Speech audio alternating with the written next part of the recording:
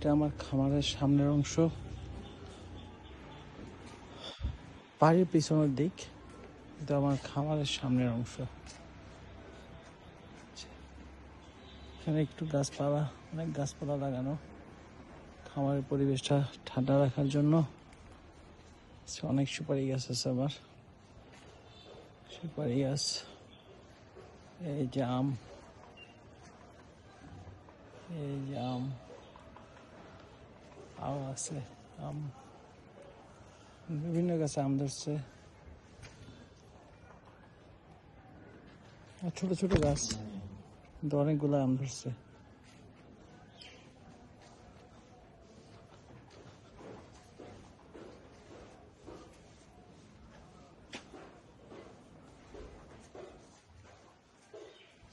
খামারের মুখে একটা সিসি ক্যামেরা লাগানো আছে। এটা আমার খামারের এন্ট্রান্স।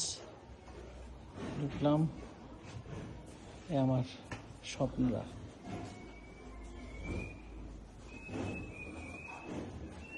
একটা খামারের কত পরিশ্রমের বিনিময়ে যে একটা গরু তৈরি করে, এটা যারা এটার সাথে জড়িত শুধু তারাই জানে।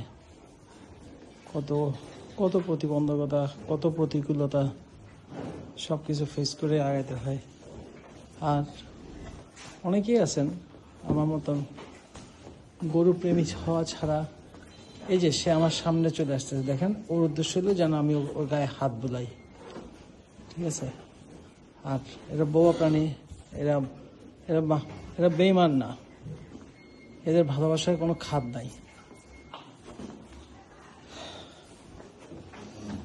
কেন একজনকে আদর করলে আরেকজন কাছে এসে ভিড়ে, তাকেও যাতে আদর করি। আমি বুঝাইতে পারবো না আমার ফিলিংসটা আপনাদের কাছে। আমার অন্যরকম ফিলিংস, এখানে আসলে আমার মন ভালো হয়ে যায়। আমার এই গরুটা আমার অনেক প্রিয় একটা গরু। আমি ওকে অনেক ছোট কিনছিলাম, আলহামদুলিল্লাহ ও এখন অনেক বড়, মাশাআল্লাহ মাশাআল্লাহ, অনেক বড় হয়েছে। এখানে আমার বেশ কিছু গরু আছে আরো। হ্যাঁ, একটা পাকড়া আছে, ছোট ছোট একটা পাকড়া আছে।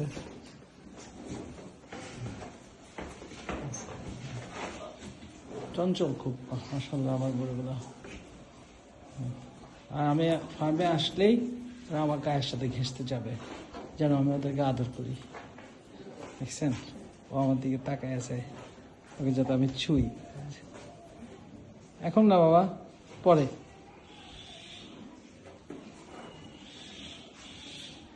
এদের লড়াই চলতেছে, দুজন লড়াই করে আবার একসাথে থাকে।